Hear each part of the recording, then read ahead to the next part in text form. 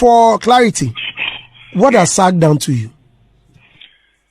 This whole thing started from Twitter last night when I just told fans to ask me any question they would want me to answer. So one of them came with a question about whether or not I would work with Sark again and when was the last time we worked. So I said point blank that I don't think I would need a verse from Sark, but if he ever does need one, I'm not going to do it because I have my reasons why I said that.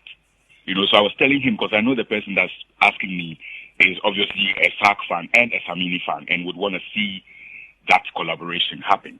I have a few instances where Sark has disrespected me, but I didn't bring it out in public. But from how Sark Nation has risen on the Twitter thing and are disrespecting me even further for me coming out to spill the fact that something was done to me some years back that I didn't feel good about. But then I just felt like at 41, I don't have to hold anything back and I don't have to let anybody feel special in their corner when I know that I felt shortchanged. First of all, when Sark sent me the track for Love Rocks, I did it under 24 hours and sent him the song. Then somewhere along the line, I was in London. He sent me a certain track. I was down in Cuffley in the studio. I did it under 24 hours and sent him the verse. Ask him, anytime he sends me a WhatsApp message, it takes me, less than 5 minutes. I'm good on communication. I don't know about him. It takes me less than 5 minutes. I'll respond to you. I'll tell you the truth, what I'm about, what I can do and what I can't.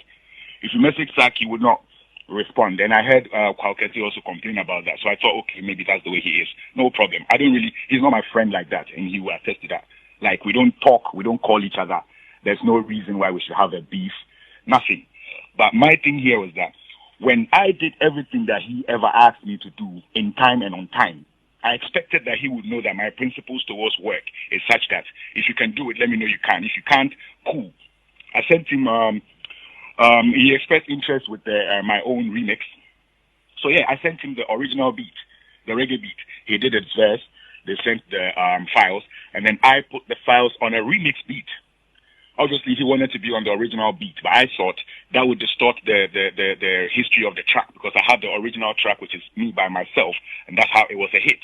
So if it's a remix, if a remix is an interest, let's put it out, but let's put it out as a remix. I don't think it went down too well with him because he would have loved to be on the bang bang bang bang bang bang bang bang. I know. But the DJ Fast production. Exactly. But I wanted him on the Loud City production, which was a remix. So that was out the way.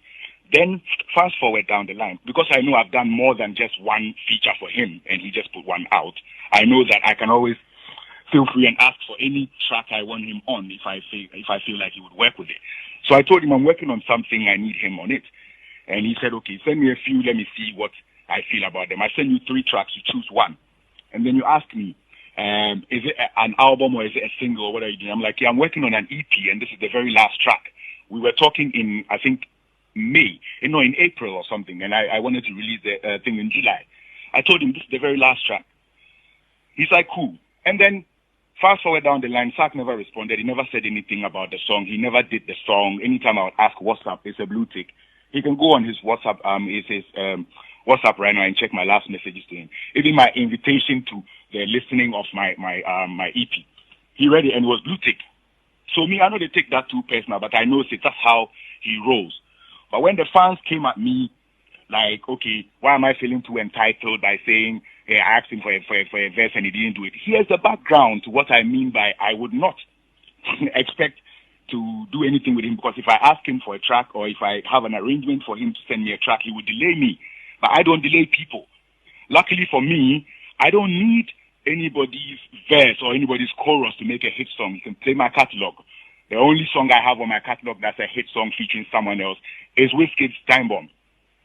Yes, reverse the roles. You can tell me how many Sark songs that has people on there. That's what I told his people on the Twitter platform, because they were getting me furious by making me feel like me from 2001 is kissing Sark's backside, Sark from 2009 for a verse.